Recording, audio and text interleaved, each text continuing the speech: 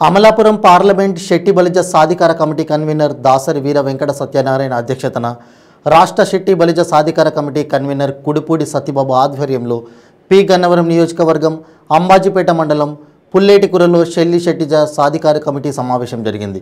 ఈ సమావేశానికి శాసన మండలి మాజీ డిప్యూటీ చైర్మన్ రామచంద్రపురం నియోజకవర్గం టీడీపీ ఇన్ఛార్జి Reddy Subrahmanyam, Amalapuram parliament incharge P Gannavaram నియోజకవర్గం కన్వీనర్ గంటి హరీష్ మాధూర్, పి గన్నవరం నియోజకవర్గం కో కన్వీనర్ నామన రాంబాబు ముఖ్య అతిథులుగా హాజరయ్యారు।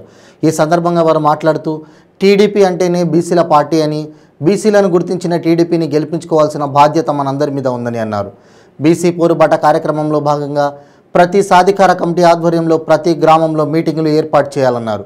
వారి యొక్క జీవన విధానాలపై చర్చించాలన్నారు। ఈ జగన్ ప్రభుత్వం బీసీలకు చేస్తున్న అన్యాయాలను వివరించి రాబోయే ఎన్నికల్లో తెలుగుదేశం పార్టీని గెలిపించుకోవాలని పిలుపునిచ్చారు। అనంతరం రాష్ట్ర బీసీ విభాగం సాధికార సోషల్ మీడియా కోఆర్డినేటర్గా నూతనంగా నియమింపబడిన కుడిపూడి బుజ్జిని శాలువాతో సత్కరించారు।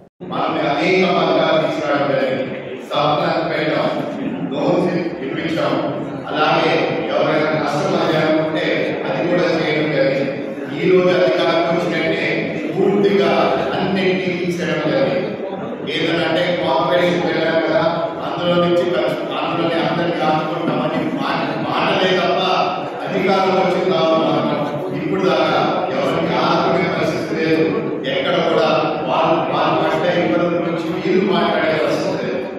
మానవ హయాంలో మనం 33 తెలుగుదేశం పార్టీ హయాంలో 33% రిజర్వేషన్ మనం కల్పిస్తే మన లీడర్స్ లో వాళ్ళు పెట్టి 10% తగ్గించి 23% తీసుకురావడం జరిగింది।